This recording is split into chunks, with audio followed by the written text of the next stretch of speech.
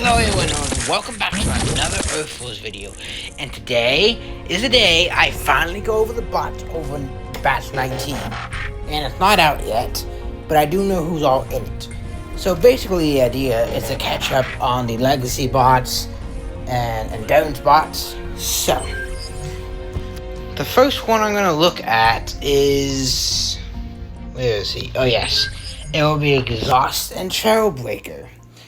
Reflective Force Shield. Generate a large force shield for 13 seconds, causing allies within it to reflect 37% of all damage received back to the attacker. Allies within the force shield also heal for 3% of the max health every second. So yeah, I've been using that combined with another bot for 19 that I've been doing for no medic, essentially. It's a nice boost. And I'm running the G1, which gained 28% more health. Allies gain 12% DPS, 12% more DPS, while inside the Exhaust Force Shield. And I am running the combat known as Dark Star Saber or Primus Star Saber. Gains plus 41% DPS, tear through time and space to summon Megatron or Optimus Hollow, 1 per battle, with 100% of their health and 100% of DPS. Every 10 seconds, he delivers a crushing strike dealing 2.5 your damage in an area. And essentially, I am running technically 6 outpost bots, but I only use 5. But this with the decoy and how high his health is, and this is not a fully general yet. He's a major, but yeah, the decoy is very tanky in this aspect. And I know there's other combos that were great on him, but that's what I'm using. So I'm using them both war and outpost. So it's extra bot help. And he does move with the team, which is pretty nice. And I know he was a little broken, but I haven't had much issues since I've noticed when I was leveling him, I didn't have much issues with him, like going away. But yeah, he's a bot that held a 4-star for years and was solid. And the 5-star is an even better improvement upon him. Okay, so next spot is Overload and Demolisher. Salvo Session, transform to a mobile missile launcher and deploy a dome that grants all Decepticons and Autobots a 50% damage reduction shield and hack immune for 15 seconds. Fire 10 Savio missiles that targets each dealing 199 normal damage with a 2-second cooldown between shots. So, I do like him because he is actually a unique bot. No one else has an anti-hack dome. Sure, Exhaust has a dome, but he reflects, not makes the team hack immune. So, this is what I was talking about. This was the bot I was combining with Exhaust or Trailbreaker, because Demo will give the shields and Exhaust will reflect for the team. And he gets a shield. Yeah, it's pretty much just a trade-off, really. So, I'm running Primer. Enemies hit by your basic attacks or affected by gas, causing them to take 25% DPS and ability damage for 5 seconds. So yes, Primer is not factored into the stats at all. So you would have to calculate stuff by percentage. And I'm running Tip Top, and that's a very deadly combo in general. I think that I've heard from someone that they use a combo on someone else, and it's very deadly. So at all costs, I try not to get hacked. Well, he has a dome, which most cases I can use it. That's FD, but every 45 seconds, shoot a bouncing projectile at up to 2 enemies at long range. Hack the enemies Attack at 170% attack speed and target your allies for 20 seconds. And then shoot 5 rockets, each dealing 35% of the DPS equipped to the bot's DPS. So that speed attack is very dangerous. That is why you do not want this combo hacked. And he's a solid choice for a Warbot, Outpost, or something fun. And this anti-hack is a good major counter against Cosmos, Computron, Leocacer, even though you can try to send a shield tank in that's unhackable and tank that. But there's different ways to avoid the hacks. So instead of like 1 to 3 or maybe 4 of your team being unhackable, you can make your entire team unhackable with this. So he's, by doubt, probably the best bot in this batch, actually. Like, this batch is good, but I believe he takes the top of everything, actually. And let's see, who was the other one? Oh yeah, my recently bot I maxed today. Cyclonus and Powerglide. Ascend through chaos. Evolve your ability permanently with each use at 3 ability points. Drop a bomb that deals 6,355 normal damage to the target, 4 ability points. Bomb also hits adjacent targets, 5 ability points, disable target for 10 seconds. And finally, the 6th ability point deals 1.75 damage. And I'm running the EO on him to get him the maximum damage he can. And I'm running Aimless. I don't remember what the counter is to this, actually. But it's every 5 seconds you fire a power dust dealing normal damage equal to 268% of the boss's base DPS, bouncing to up to 4 nearby targets. 10% less bounce damage per 10% less damage per bounce. So, and he has high DPS, so this combat works great on him. And now, I know it may seem that he is a little expensive to use, but once you get off his first 2 uses, after that, he becomes very strong. And if you want to make it even better, you can use Nemesis or the Arc, and also have like Rodimus or Inferno to increase his DPS. Increase his ability damage all the way. And you can use Tarn or Alpha Trion too. But yeah, he's very strong. Mine's doing like 7.1 damage, and that's with ranking, which ranking does not add to the tooltip when you rank them. So, yeah, you can use it for a build bot killer too. I've been comboing mine with Slipstream, actually. Once I get his first 2 off, then the bombs do it. If you're sure, I will use Breakneck or Smokescreen to make sure that your target explodes.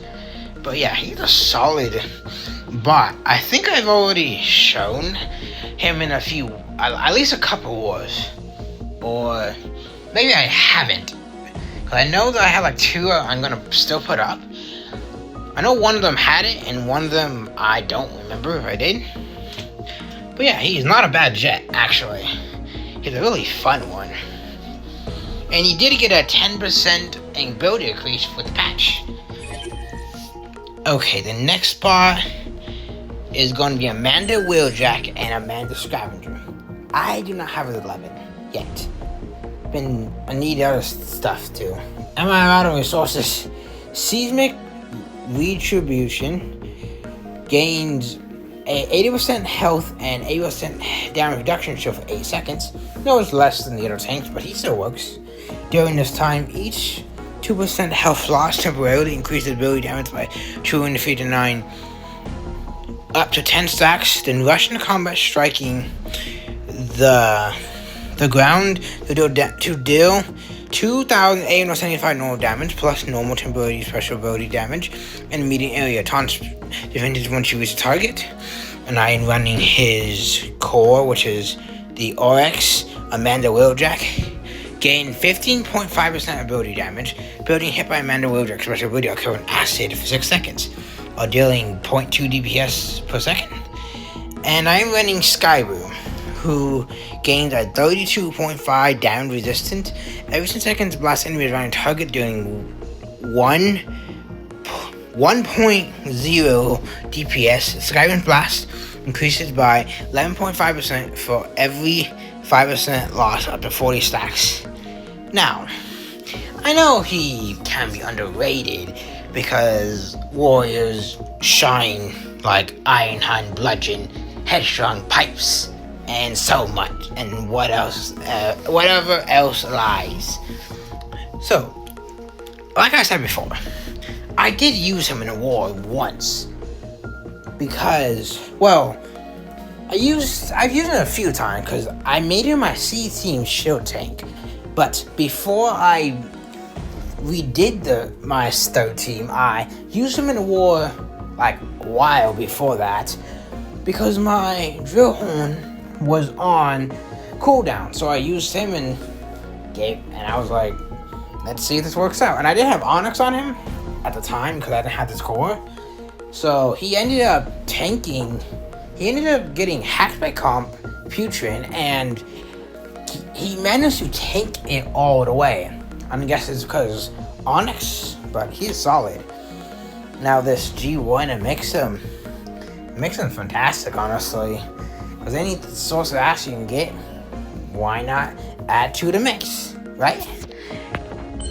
So the difference with the 11 and 10, what he gains is that he will reflect 20% of the damage back to attackers, while the disability damage absorption is active. Temporary special ability damage rate is increased by 33%. So, so that's even more reason why I love the combat on him, honestly, because the combat, you need to lose health for it to do its maximum potential, and with reflection, he will absorb it. So that would mean he would. Wait, hold on. He would reflect while the ability is active, and then whatever health he loses after that point, Skyrim comes in clutch. So yeah, he's a solid tank. But if you have other tanks, you don't have to necessarily chase them. And the last one would be Gears and Quake. So, they did get a cost decrease for the patch, and I heard that the damage is doing what it's supposed to be. Because someone told me yesterday that he wasn't doing his correct damage. I didn't know that. I thought he was working fine, so he may be even better than I thought he was. Cause I already thought he was good for how I use them, which is front loads. So yeah, so that'll be interesting to see how much more damage he's truly doing. Well, what this is doing. Saying, target glass gas devastation. Target an enemy at medium range, firing 4 rockets that engulf the area and glass gas current targets will take 40% DPS and ability damage for 10 seconds. Transform for 10 seconds, launching missiles that each deal 2,752 normal damage in the approved area. So I'm running his G1. Increases the ability damage by 15.5%, so target and fire, dealing approximately 75% of the bot's damage as fire damage over 6 seconds. And I have Fireline or Top Shot. Apply fire to an area causing fire damage equal to 82% of the bot's DPS per second for 5 seconds. So his G1 and his core are they're both fire. So I know a lot of people's concern about him is his range. Yes, I would actually love if they increased it, even to maybe even if it's not that big, but it's a decent size. and people hate him because of the range. But how I use him, my playstyle may not be like someone else's, but I love to use him on front loads, and I had done many times combining him with knockout or skids on front loads, and it just deletes the front load, honestly. Well, you just gotta make sure there's no acid domes, of course. But other than that, it is pretty solid. I think I've used them to wipe out a front load, just majority of them, and a little extra help from other bots and damage wise. So he's a fun gunner, and he will move from in his ability if nothing is around him, like at all, to fire his rockets at. So front load, fantastic. Back load, that is going to be a little iffy, honestly, because his ability range is not that good. It's okay at best. So I wouldn't recommend using a back load, but front load you can get away with some deadly combos, honestly. But yeah, I think he was underrated because, let's see, others can do his job better. Some can argue Kickback and Cliff Jumper can do it better because the ability range is better, and they do have glass hat as well. But yeah, Dispatch, it's not the best, but it's a good batch that to go about. This bot would probably be the worst one of them all. But he's like not as bad as some of the other bots in some other batches. Like, he's usable, but if you don't like him, just send a Dispatch, because not every bot is for everybody's playstyle, of course. But yeah, that is all the bots that'll be inside of Batch 19. And I will see you guys later, and have a great event, everyone.